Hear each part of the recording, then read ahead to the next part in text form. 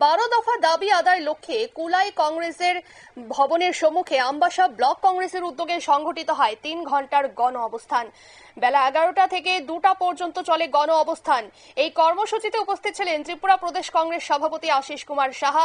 অন্যান্য নেতৃত্বদের মধ্যে উপস্থিত ছিলেন ধলাই জেলা কংগ্রেস সভাপতি নিধু মারাগ, আমবাসা ব্লক কংগ্রেস সভাপতি রূপক ধর, পুরো কায়স্থ পিসিসি সদস্য মানিক দেব সহ অন্যান্যরা। এই কর্মসূচিতে কংগ্রেস কর্মীদের উপস্থিতি ছিল যথেষ্ট লক্ষণীয়।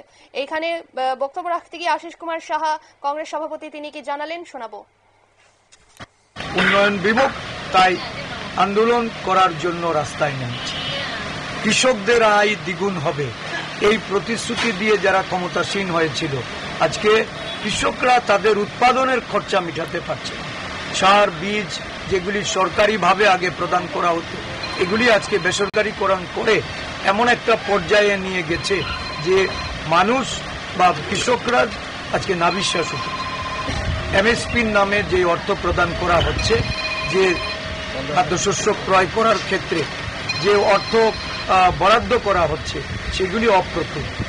তাছাড়া আপনারা শুনলেন আশিস কুমার সাহা, তিনি এবং অবশ্য আজকের এই দাবিগুলির মধ্যে ছিল ত্রিপুরায় স্মার্ট মিটার বন্ধ করতে হবে, বিলের সঙ্গে নেওয়া অন্যান্য মাশুল বন্ধ করতে হবে, রেগা বছরে 200 দিন এবং রেগার মজুরি বৃদ্ধি করতে হবে, বেকারদের যোগ্যতা অনুসারে কর্মসংস্থানের ব্যবস্থা করতে হবে, কৃষকদের কম দামে সরকারিভাবে সঠিক সময়ে সার এবং বীজ প্রদান করতে হবে, নিত্য প্রয়োজনীয় জিনিসপত্র এবং রান্নার গ্যাসের দাম কমাতে হবে সহ এই সমস্ত দাবিগুলি আদায়ের লক্ষ্যেই আজ কুলাই কংগ্রেস ভবনের সম্মুখে তাদের এই 3 ঘন্টার গণ অবস্থান।